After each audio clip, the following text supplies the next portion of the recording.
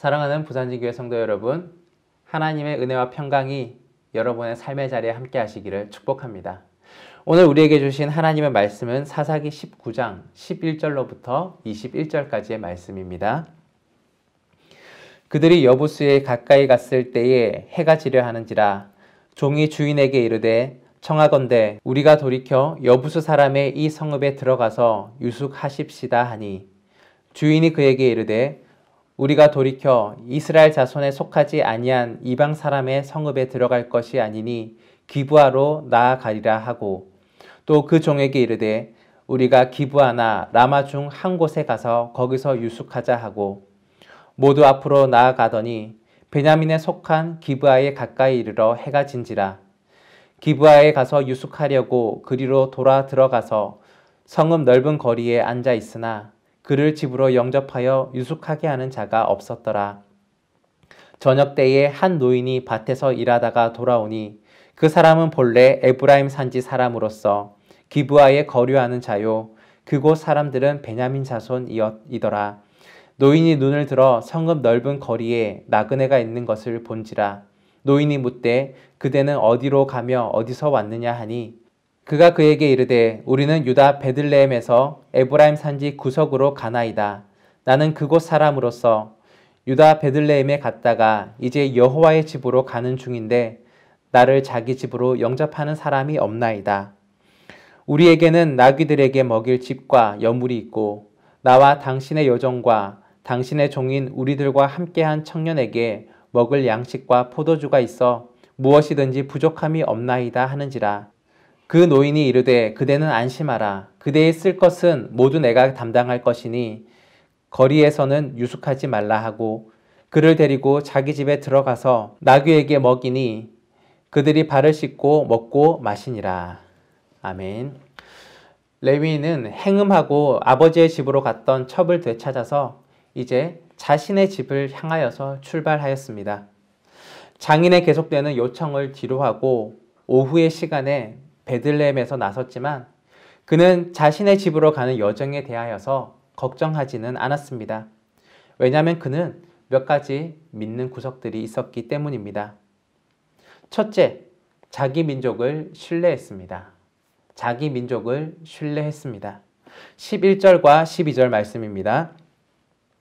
그들이 여부수에 가까이 갔을 때에 해가 지려 하는지라 종이 주인에게 이르되 청하건대 우리가 돌이켜 여부수 사람의 이 성읍에 들어가서 유숙하십시다 하니 주인이 그에게 이르되 우리가 돌이켜 이스라엘 자손에게 속하지 아니한 이방 사람의 성읍에 들어갈 것이 아니니 기브아로 나아가리라 하고 레위인은 베들레헴에서 다시 밤을 지내지 않기 위하여서 길을 떠났습니다. 해질 무렵에 이르러서 여부스 근처에 이르게 되었습니다. 여부스는 예루살렘과 동일한 지명입니다. 이곳은 이방인인 여부스 사람들이 머물고 있는 지역이었습니다. 사사기 당시에는 아직 이 땅을 이스라엘 민족이 정복하지 못하였습니다. 레위인의 종은 여부스 성읍에 들어가서 하룻밤을 머물기를 권유했습니다. 하지만 이 레위인은 이방인의 성읍에 머물기를 꺼려했습니다. 그곳은 환대를 기대할 만한 곳이 아니었기 때문이었습니다. 레위인은 종의 제안을 거절하고 같은 민족, 이스라엘 민족이 살고 있는 기브아로 갈 것을 재촉했습니다. 이방인의 땅에는 치안도 확실하지 아니하고 무엇보다 이스라엘 민족에게는 이방인과 함께하는 것이 부정한 일이기도 했기 때문입니다. 레위인의 결정은 설득력이 있고 타당해 보이기도 합니다. 하지만 이방인을 부정하다고 멀리하기에 앞서 그는 이미 음행으로 부정한 여인을 곁에 두고 있습니다. 자기 자신에게는 관대하고 남에게는 엄격한 잣대를 대고 있는 것입니다. 레위인 일행은 해가 지고 나서야 동족이 머무는 땅인 기브아에 도착하게 되었습니다.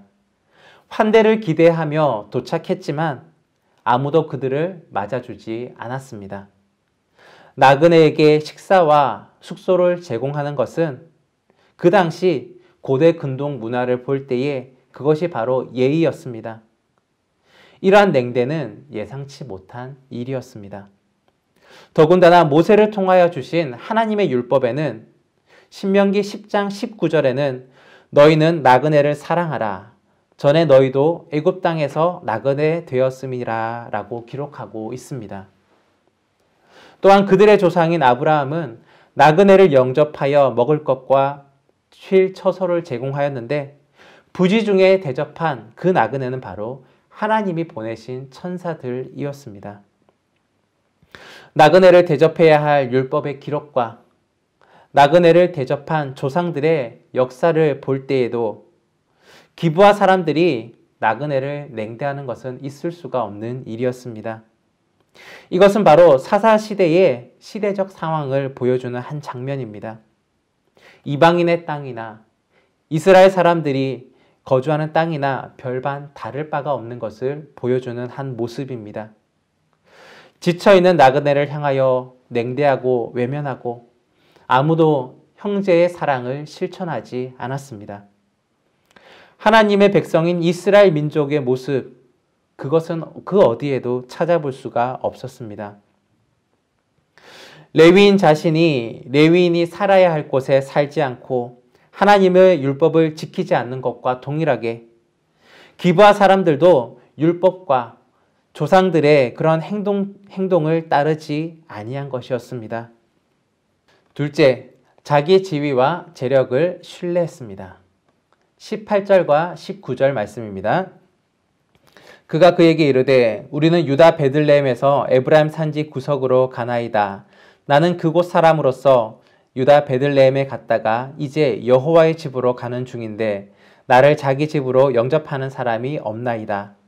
우리에게는 나귀들에게 먹일 집과 여물이 있고 나와 당신의 여종과 당신의 종인 우리들과 함께한 청년에게 먹을 양식과 포도주가 있어 무엇에든지 부족함이 없나이다 하는지라.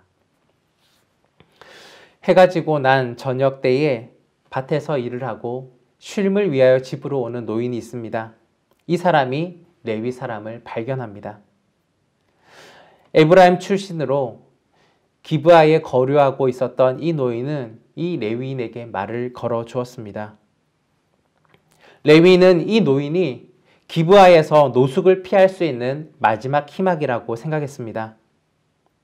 레위인은 노인에게 자신은 에브라임 산지의 사람인데 베들레헴에 일이 있어서 갔다가 이제 여호와의 집으로 돌아가는 중이며 지금 기브아에 막 도착했다라고 이야기해 줍니다. 또한 덧붙여서 아무도 이곳에서 자신을 영접해 주는 사람이 없다라고 이야기했습니다. 여기서 레위인이 여호와의 집으로 가는 중이라고 말한 이유가 있습니다. 그는 자신의 지위, 자기가 레위인이라는 것을 드러내기 위해서 이러한 이야기를 한 것입니다.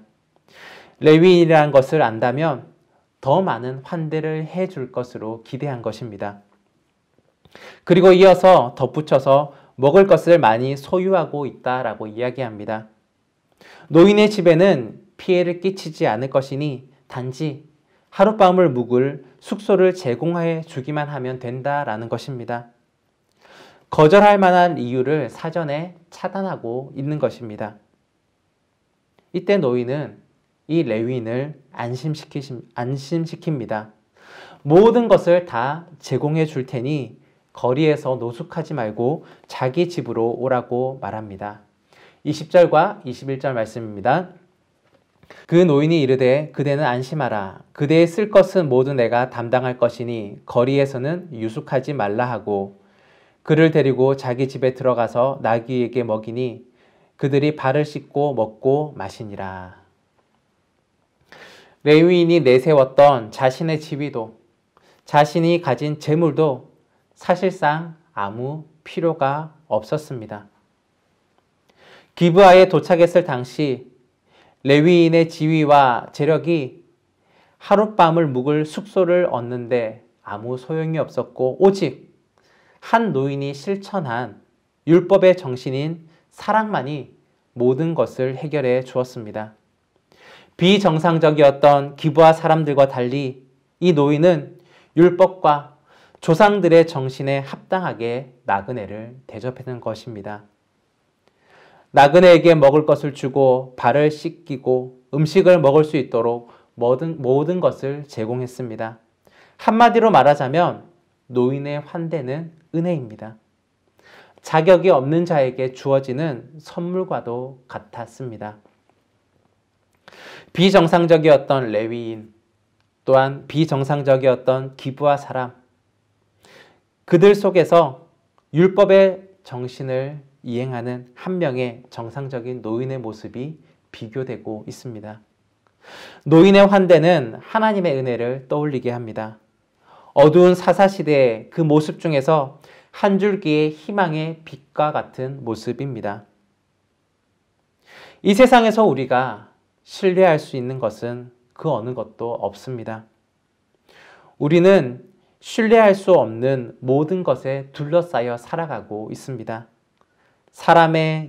사람과 지위와 재력, 우리가 믿는 그런 구석들이 되기도 하지만 정작 어려움을 당하였을 때는 아무런 도움이 되지 못할 때가 많이 있습니다.